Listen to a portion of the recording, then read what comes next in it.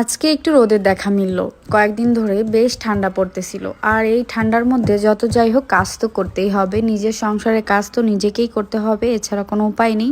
Hello আপুরা, আসসালামু আলাইকুম। কেমন আছেন সবাই? আশা করি সবাই অনেক ভালো আছে। আমি শেয়ার করছি আমার দুইটা কুটুস বাচ্চাদেরকে নিয়ে কি করি সেটাই। দুপুরবেলায় আনিশার বাবা আসে, তো তার জন্য হচ্ছে রান্না বান্নাটা আমাকে সকাল সকালই করতে হয়। সকালবেলা খুবই ঠান্ডা পড়ে, আর রোদ যদি না থাকে তাহলে তো অনেক শীত, আর দিনে যেমন তেমন, রাতে তো আরও বেশি শীত।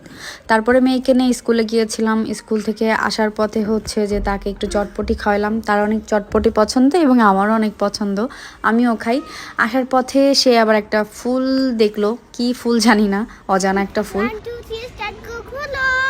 আমি বুঝতে পারি আর সবসময় ক্যামেরাটা রেডি রাখি। শুনতে পেলেন সে আমাকে কিভাবে সারপ্রাইজ দিল। এই যে তারপরে আমাদের এখানে একটা ছোট পার্ক আছে, সেখানে হচ্ছে খেলাধুলা করে। তো এই যে হাঁটাটা না, আমিও অনেক হেঁটেছি এরকম করে, অনেক ভালো লাগতো।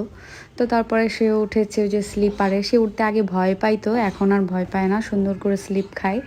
তো আমি কখনো উঠি নাই, ও এখন উঠতে পারে, বাট আগে প্রচুর ভয় পাইতো।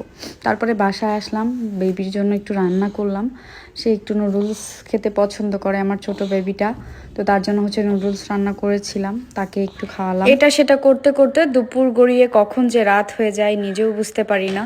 আগে সময় কাটতো না, আর এখন সময় যে কিভাবে যায় আমি নিজেও জানি না। জীবনের দায়িত্ব পালন করতে করতে সময় যেন এখন দৌড়াচ্ছে। আমরা সময়ের পিছনেই দৌড়াচ্ছি, বাট সময় কিন্তু তার গতিতেই চলছে, তাই না?